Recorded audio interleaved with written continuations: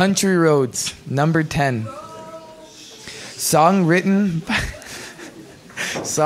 by Big Danoff, Tally Nervert, and John Denver. Released as a single performed song by John Denver in April of 1971.